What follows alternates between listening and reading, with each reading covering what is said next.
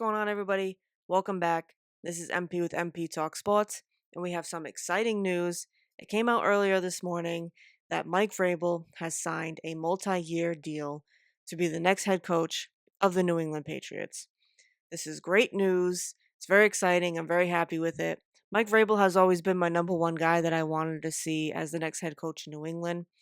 He's got the head coaching experience, he's got the connections, but most importantly, and this is a big one for me, he wants to be in New England. He's made it very clear to everybody that he wants to be in New England. And him succeeding is going to mean that much more to him because it's personal. This is personal for him.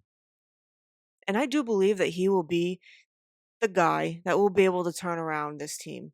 That next season will be a much different season than this last season in a good way.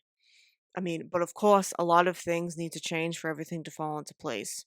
And firing Jerod Mayo and hiring Mike Vrabel was definitely a step in the right direction. Next year, if we just make the playoffs or if we just miss the playoffs, the attitude and the way that things are run and even the communication between all those coaches is going to be a completely different thing. And that's going to go a long way with the crafts as well as us as fans. Um, but I do think that Vrabel will be able to make a lot of changes there. And it also seems like what has been going around is that he wants to bring in Josh McDaniels with him, which would be great. They have a relationship, and Josh is a familiar face in New England, and he's coached in New England, and he's also done great things in New England. So with Mike Vrabel and Josh McDaniels, next season is going to be completely different. And I'm really excited to see how that goes down. But I do want to recap this past season. Um, so we ended last season with a 4-13 record, and that was under Bill Belichick and Bill O'Brien. We had Mac Jones as the quarterback, and they did not have an official defensive coordinator, but that was split between Jerod Mayo and Steve Belichick with the input from Bill.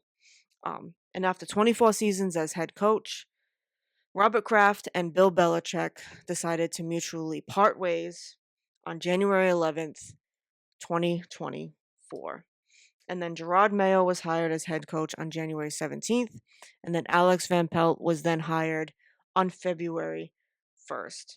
So when they mutually parted ways, Belichick and Robert Kraft, um, they both wanted fresh starts, and I think that too. Brady was with Bill was with Brady for so long, um, but he didn't have major success after him. Brady's last season in New England was in 2019. We won the AFC East for the 11th straight season, um, finished with a 12-4 record, and then we lost to Tennessee in the wild card. But since Brady has left, we've obviously have struggled with the quarterbacks. In 2020 we had Cam Newton. That was a 7-9 record, and then 2021 to 2023 we had Mac Jones, and each year it just got worse. 2021 we had a 10-7 record. 2022 we had an 8-9 record, and 2023 we had a 4-13 record. 2024, this past season, we had Jacoby Brissett and Drake May. And then Drake May took over the starting quarterback position in week 6. And then, of course, we finished with the same exact record we did last year of 4-13. Um, but before this season started, nobody knew how it was gonna go. We signed Jacoby Brissett, who was on the Patriots in 2016. They drafted him, and then he was also named the starting quarterback prior to the season. And then we drafted Drake May with our third draft pick, and then we also drafted Joe Milton. So Jacoby Brissett was named the starter, and then Drake May was QB2. So the first week 1, versus the Cincinnati Bengals, and we won. It was 16-10. And then there was a Gatorade bath on Jerod Mayo after the game. And everybody was like, all right, maybe this season could be all right. I mean, we won the first game. Cincinnati is a great team. I mean, their defense definitely sucked this year for sure, but they put up points. They were throughout the rest of the season. They showed us they put up massive points all the time. But if you really look at that game, the only reason why we won that game was because Cincinnati made so many mistakes in that game. They went 3-and-out on their first three drives, and they turned the ball over three times, which one of them resulted in a New England field goal. Um, it was 16-10. We're a touchdown and an extra point away from a loss. Um, and then after the game, Robert Kraft came in and he gave Jerod Mayo the game ball, and he said, "I'm proud of the new players, the new coaches. People had all the excuses it couldn't happen, but you all did it, and I'm spoiled now." And poor Robert Kraft did not know that we were going to go on to lose the next 6 games. Week 2 versus Seattle was an overtime loss. It was 23-20 Seattle. So that one sucked, but it was an overtime loss. You get there and you lose in overtime. Yeah, it's shitty, but I mean, we kept up with them. We were able to keep up with Seattle, who is, you know, obviously a better team than the Patriots. But it was also a win. It was almost a win. Um, and then we have a 24-3 loss to the Jets, a 30-13 loss to San Fran, a 15-10 loss to Miami. Drake May then starts week 6 versus Houston. That's a 41-21 loss. And then we have a 32-16 loss to Jacksonville in London. So in week 5 versus Miami was Jacoby Brissett's last start. We had 12 penalties that resulted in 105 yards. Then after the game, Jacoby said, "Honestly, nothing was good. Penalties in the wrong situations, in bad situations. We're not good enough to do that, to go backwards and try to score points." Is it just me, or is that a horrible thing to say? A horrible thing to say about your team. I I mean, that it comes to no surprise to me that that was the last week that he started, and Drake May took over in week 6. But week 6 versus Houston was that 41-21 loss. But Drake May went 20 for 33, 243 yards, 3 touchdowns, and 1 interception. I mean, Jacoby Brissett in all of his 5 starts, he did not throw over 168 yards in any of those games. And Drake May comes in and throws for 243. Also throws 3 touchdowns. After the game, Jerod Mayo said, "We let him down. It was his first game, and I feel like I let him down. We just got to be better." And you did let him down. It was his first NFL start.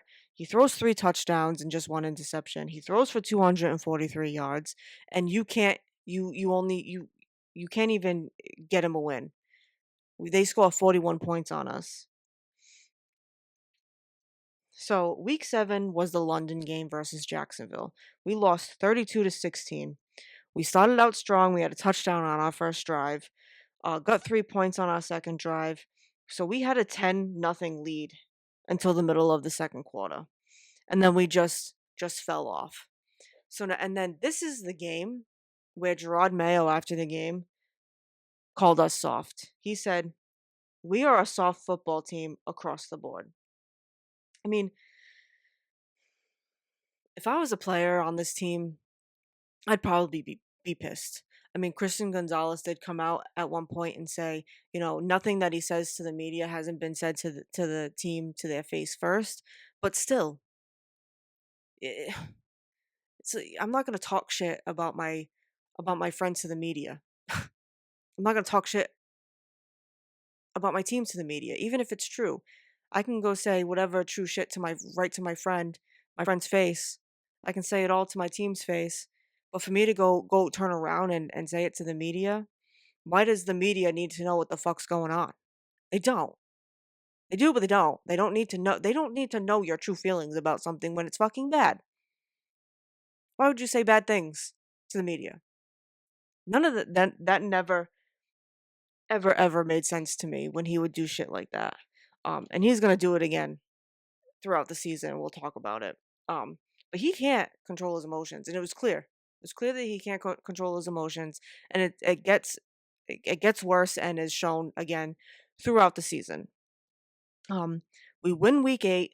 It's 25-22 over the Jets. Jacoby Brissett did finish that game after Drake May did get hit. I believe it was in the second quarter. He came out and entered concussion protocol. So Brissett did finish it, and we did get the win. Week 9 was an overtime loss to Tennessee. That was the game where Drake May was able to extend that play at the end of the game for what seemed like forever, and then just ended up throwing it up, and Stevenson was able to catch it into the end zone, and we went into overtime. Um, but when they asked Jerod after the game about the decision to hit the extra point to tie the game instead of going for 2 to win it, he said, "I don't want to get into that right now. That's a good question. I just don't want to get into that." So obviously, issues coming to light with the coaching staff. Seems like one person wants one thing and the other person wants another thing, and they can't meet in the middle at all anywhere, or they also can't um figure it out in practice, or have great communication to be able to talk things through, to be able to not get into situations in the game where one saying one thing and the other one saying no. And then when it doesn't work out, then the other coach says, "It's your fault. It's your fault because you decided to do that. It's not my fault. I wanted to do something else. It's your fault because we picked what you wanted to do." And that's going to ruin the relationships in the on the coaching staff, and that's eventually going to affect the players if it wasn't already. So week 10 was the win over Chicago. It was 19-3. And then we go on to lose the next 6 games again. We have a 28-22 loss to the Rams in week 11, a 34-15 loss to Miami in week 12. And again, penalties being an issue. We had 75 yards in penalties in that game. And Jerod Mayo post game said, "Once those guys cross the white lines, there's nothing I can do for them. There's nothing any coach can do for them. It's my job to continue to prepare not only them, but our coaches as well." Which, I mean, he's right. He's not there out on the field with them, but it, and you do need to you do need to prepare them. But the thing is, it's all about how you do it. It's all about how you come after that game, you see what went wrong, you check those penalties, and you do better. And you need to do better to make your team better. And it's all how you do it after game. Um, and I mean, the penalties have been a constant issue with the Patriots throughout the whole entire season, from week 1 to week 18.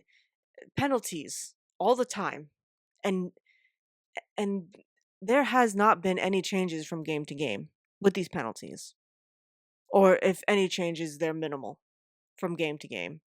And that is, I mean, that it is true with what they say of we're not that good of a football team to be able to go backwards and expect to score. It's, I mean, it's true, but like, you don't say that shit to the media, but still.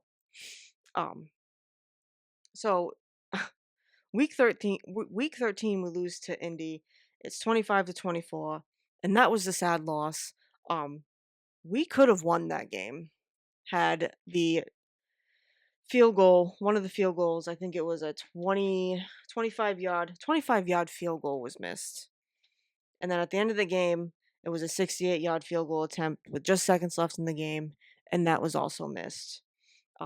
we have our bye in week 14, and then week 15 we take a 30-17 loss to Arizona. And I really thought that this was going to be our last chance at a win for the season. Obviously, it was not. We lost 30-17. Um, and this was the game where we were at the 4-yard line in the red zone. They go for it on 3rd and 1 and don't get it. They run it on 3rd and 1, don't get it. Then they go and run it on fourth. Same exact play. I think it was two different people. It was Gibson and then Stevenson. They go for it on 3rd and 1, don't get it. And then they run it again on 4th and 1 and don't get it. So after the game, Jerod was asked, why wasn't May called upon to run in that situation? And he said, you said it, I didn't. Which is clearly, obviously, a very passive aggressive comment about Alex Van Pelt, because again, another situation where it's, oh, let's run Drake May, and the other guy saying, no, let's fucking run it up the middle twice and let's see if something changes from one play to another. And clearly he wanted to run May in that situation, and AVP said no, let's do it this way, and now he gets to go to the media and blame him for that not being the play that was called. And then obviously not succeeding, and we don't get to fucking score points. Any points. 3 points, 6 points, 7 points, nothing. So he's able to get that satisfaction of saying that that wasn't his decision. Take the blame off of him. Because none of the blame was on Jerod Mayo ever, according to him. But anyway, the follow-up question was it AVP's decision? And he said, it's always my decision. We just decided not to do it there. And again, penalties in that game were an issue. Mayo says almost the same exact thing. We're not a good enough football team to be able to go backwards and overcome those long yardage situations that we've seen all season. Again, how fucked up of a comment is that even? And now it's said not once, but twice in the season. For the first time, it was the quarterback, and now the second time, it's the coach. And again, even if it's true, which it was true, in my opinion. I mean, we get penalties and then we go backwards and then we get off the field. Is usually how it happens. But even if it's true, you do not go to the media as a coach and say, we are not a good enough football team to go backwards and be in those long yardage situations and not score points and can score points. If I was a player on this team, I think I would quit or demanded something better happen for this team. How do you play for a man that week by week goes out to the media and said some bullshit? I mean, this was awful. Granted, I mean, there's only a few games left of the season, but my God, just shut the fuck up. Don't say some stupid shit about your team. And this is what ultimately led to the decision of you getting the fuck out. Because you can't shut up. And you just say fucked up things all the time. All the time. Week 16, we take a 24-21 loss to the Bills, where we did look good on our first two drives. We had a 14-0 lead in that game, and we were 14-point dogs. And we had a 14-0 lead to the Buffalo Bills. And then after that, to the second half, everything just went downhill. You had mistakes, penalties, that lateral pass to Stevenson that was fumbled. I believe he also fumbled and turned it over in that game as well. Just the same stupid shit mistakes that we make in New England. Week 17 was a loss to the Chargers, 40-7, which that was embarrassing. Jerod Mayo said, nothing good came out of this game, which is incredibly true. And this was the game where where he said before the game that due to Stevenson's fumbling issue, that Gibson was going to get the start. But then they started Stevenson, and when asked about it, he said, "Oh, it was a coach's decision." However, it came out that apparently Mayo told Alex Van Pelt that Stevenson was not going to start, that he wanted Gibson to start. And apparently it didn't trickle down to who it needed to trickle down to. That message didn't get to who it needed to get to. So they started Stevenson. So again, just lack of communication. I don't know why Jerod didn't go and say himself to whoever it needed to get to about it, because now you're playing a game of telephone, and we all know how the game of telephone goes. And if you want something done, you go and you do it yourself. You just go and do it yourself. You're the fucking head coach. You go take care of what you need to take care of, and don't rely on other people. How many people did that need to go through for it to be a thing? For it to fucking happen. Do it yourself. If you want something to go a certain way, you're the head coach. You go do it yourself.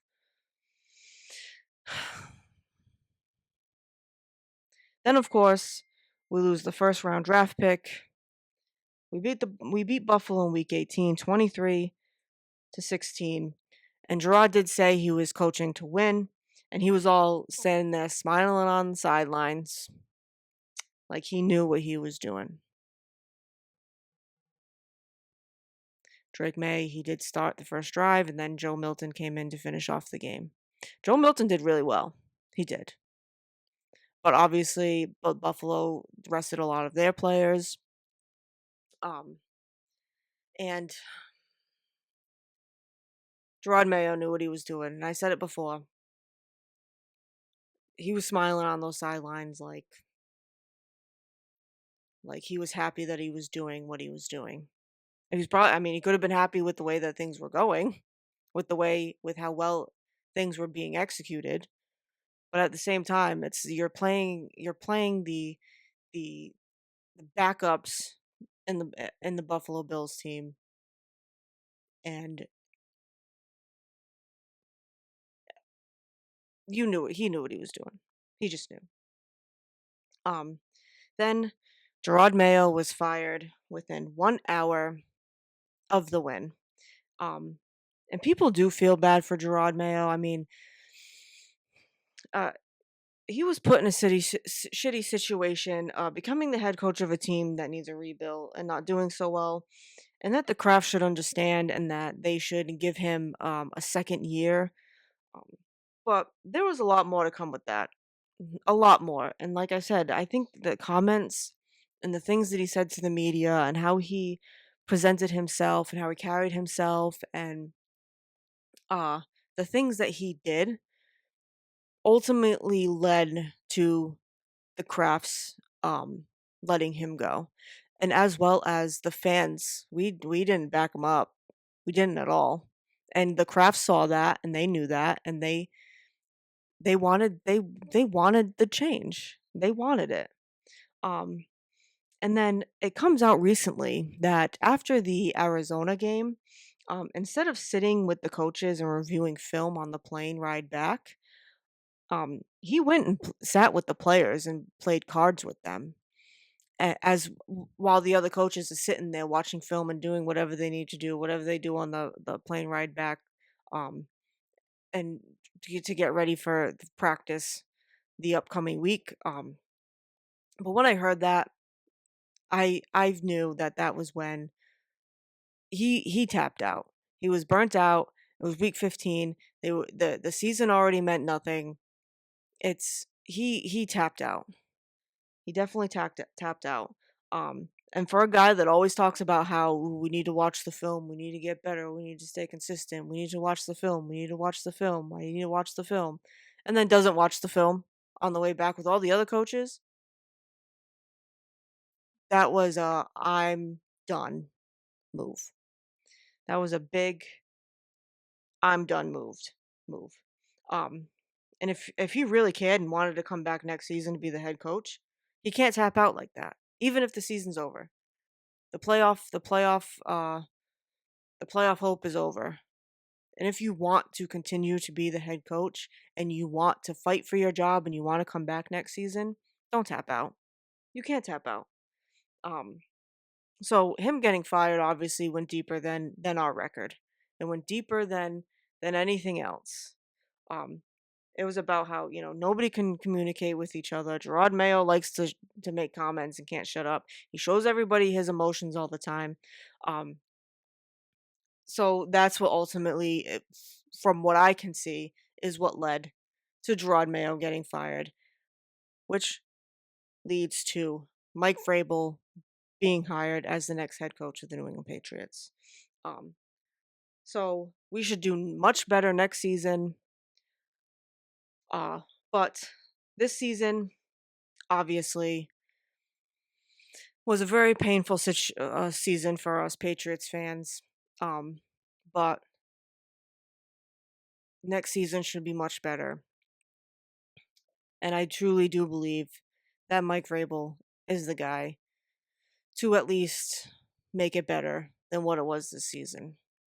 I mean, Mike Vrabel is not a tap out guy. Clearly, Jerod Mayo was a tap out guy and could have given him another year. But do you really want to waste another year with Drake May? You can't. Drake May is going to be a great quarterback, um, and you can't waste a year with him with another year with him with Jerod Mayo and AVP. Got to bring in Mike Vrabel and McDaniels, and Drake May will thrive in that situation as well as the rest of the team. So this season was shit. Next season will be much better. I hope. I pray. Because it's been painful the last few years. But if you like my videos, please like and subscribe. Um, I hope everybody can enjoy next season for the New England Patriots. But again, like my videos. If you like my videos, like and subscribe. I'm MP, and this is MP Talk Sports.